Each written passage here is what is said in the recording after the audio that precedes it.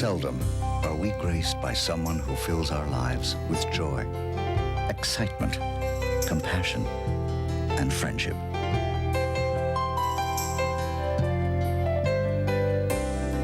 We, the friends and fans of Davey Allison, were honored to be associated with one of the most competitive and successful drivers in the history of motorsports, and one of the finest young men we have ever known.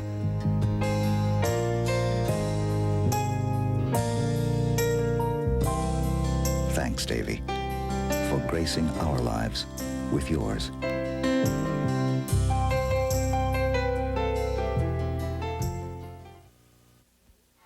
I've worked for a long time to get to this stage, and I've had one goal in mind, and that's to get to the top and try to stay there. And, you know, I'm real happy. I'm looking forward to 1987 and the years to follow.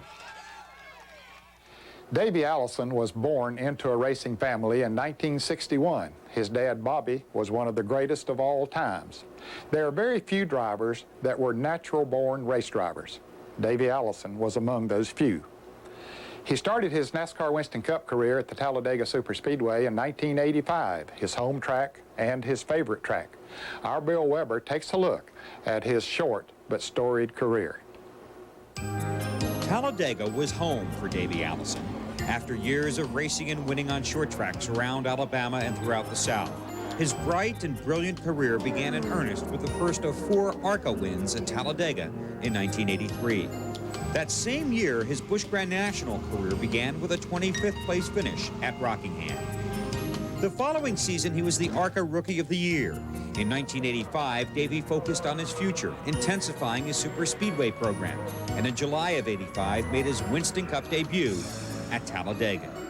He continued winning on the ARCA circuit and polishing his racing skills in the All-Pro Series, plus the Grand National and Grand American Series. Davey's career continued to pick up speed in 1986, starting 4 Winston Cup races and subbing for the injured Neil Bonnet at Talladega in a Junior Johnson car. He started 7th, led the race twice, and finished 7th. Neil was hurt. He couldn't do the job that week. I ended up coming over here just with the intentions of practicing and qualifying the car, and Neil came in on Saturday and he told him, he says, look guys, I can't drive it. He's going to have to do the job now. And we ended up starting 7th and finishing 7th. Led the race for a while. It was a great opportunity for me, but the door was open because of what we had done here in ARCA cars. In 1987, the Alabama gang had a new Winston Cup rookie ready to ride with the pack. Davey qualified 2nd for the Daytona 500, becoming the first rookie to sit on the front row. The following race at Rockingham, he captured his first Winston Cup pole. And on May 3rd of 1987, Davey started his 14th career Winston Cup event. The site was Talladega, and the race was a glimpse into the future. Davey became just the 5th rookie since 1958 to win. It was the first of his 19 Winston Cup victories. I'll tell you what, I'm glad to do it right here in front of the hometown crowd. And that put us in the Winston and Winston Million and put us on the winner's circle for next year, so who can put a price tag on how valuable it was. 2 races later, Davey delivered once again, winning at Dover, becoming the only driver in Winston Cup history to win 2 races as a rookie. Well, you know, statistics are made to be broken, so someday down the road, somebody will probably come along and break mine, so. The whispers of greatness had grown into shouts. Davey was Rookie of the Year, finishing 21st in points, running just 22 of 29 races. In 1988, Davey's shining star continued its glowing ascent, a 1-2 finish, following his father across the line at the Daytona 500. But at Pocono, a different finish, when the racing world was saddened by Bobby's career-ending crash. As his father worked to recover, Davey took on added family responsibilities, while his career continued to climb on the track. He finished 8th in the points. In 1990, 2 wins and a 13th place finish in the point race. Then came 1991, when Davey Allison owned the world of Winston Cup racing. Larry McReynolds took over as his crew chief after 4 races, and Robert Yates Racing soared to new heights. Davey's success was so pervasive that many fans and followers almost expected him to win every week. Davey led more races, more times, and for more miles than any other driver. He led 23 of the 29 races, won 5 of them, plus the Winston All-Star event at Charlotte. He finished third in the final standings, 4 points out of second, and collected $1.7 million in earnings. Here we are, 13th season in racing as a driver. We started 13th, and that's our 13th Winston Cup win. So what more could you ask for? Davey had emerged as one of the strongest contenders in Winston Cup racing. And in 1992, his final full season of competition, he once again muscled his way to the top. He captured his sport's most coveted prize, the Daytona 500, and thundered on to 4 more victories, plus a repeat win in the Winston, featuring one of the most memorable finishes in racing history. Although he would not use it as an excuse, his injuries in the Winston probably weakened his first shot at the prestigious Winston Million. He finished 4th at Charlotte. Then rain washed away his final chance, shortening the Southern 500. Davey made a vigorous run at the championship, winning at Phoenix before falling out in Atlanta following a wreck. The 1992 season was filled with glory, but punctuated with reality. Davey was injured in that spectacular crash in Pocono, but continued to compete. Then in August, his younger brother Clifford was killed in a crash in Michigan. Davey was looking forward to the second half of the 1993 season. His final win had come in Richmond. A strong run and good finish at Loudon had moved him to 5th in points. He will be remembered for the wins, his desire, and his love of racing. Yet surrounding his memory, the tragic and unanswered question, too often asked about so many talented people taken away in the prime of their life. Together, we will always wonder about Davey. How good might he have been? And how far could he have gone?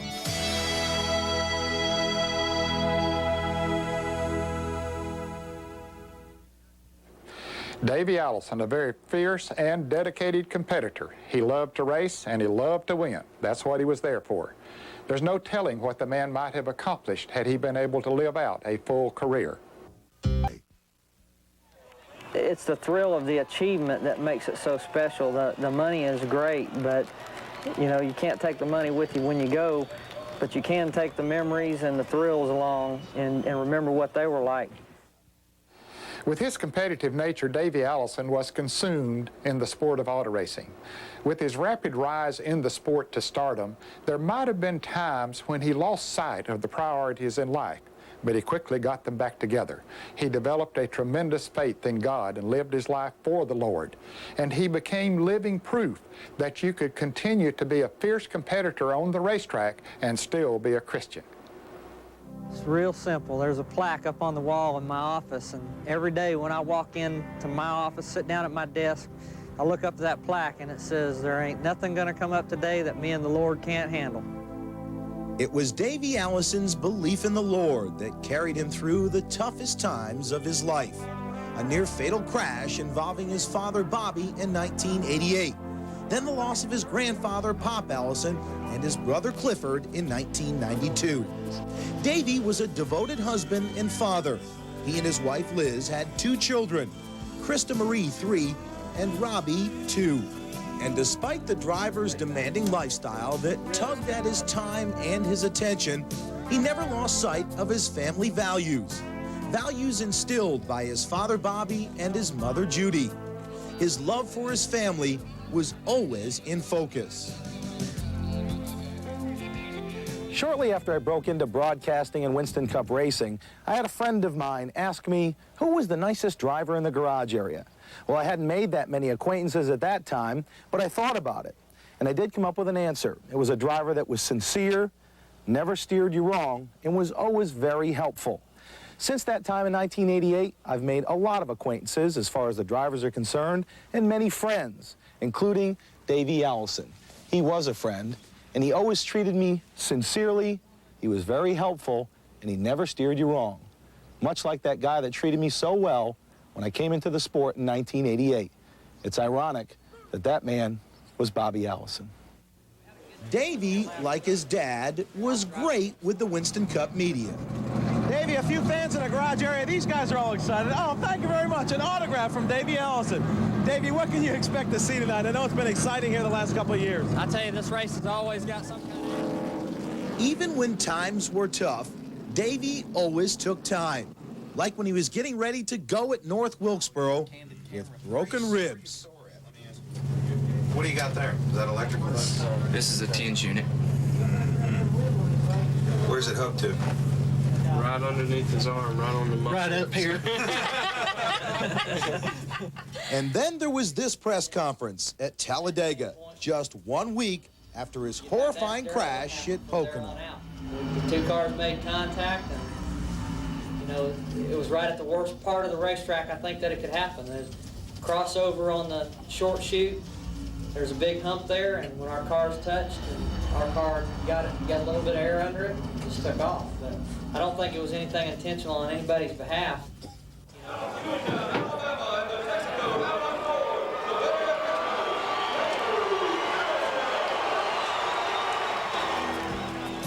One of the most popular drivers in the sport, Davey was adored by his fans.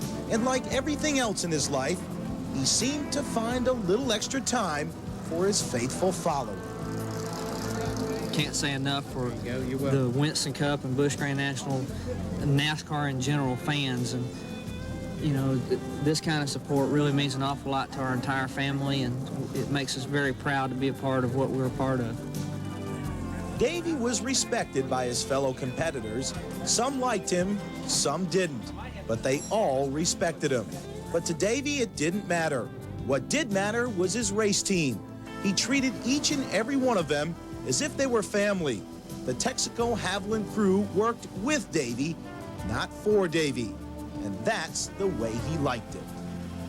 Robert and Larry Wallace, all the guys that work in the engine shop have done a great job for us. But Larry McReynolds and Joey and Raymond and Ryan, everybody is just, you know, everybody that works on the chassis has done a great job too. They just hung in there. They've done everything I've asked them to do and then gone beyond that.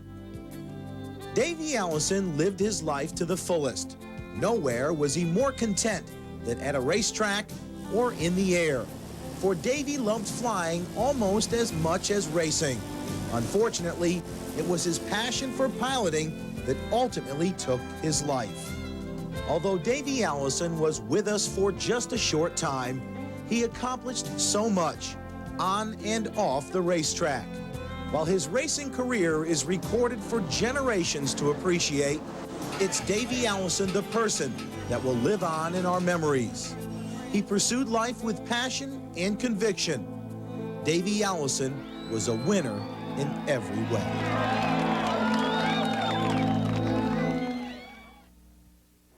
Certainly the loss of Davey Allison is a tremendous blow to his race team and to the entire sport of auto racing. But that is nothing compared to the devastation for the Allison family. How much more can Bobby and Judy endure? How much will they be asked to endure in the future? Let's hope that it isn't any more, because they certainly have had more than their share. And all of the prayers and best wishes of all of us from inside Winston Cup Racing go out to the entire Allison family. We need to take a short break, and as we leave you for this break, here are some addresses you might want to record for donations and cards in lieu of flowers.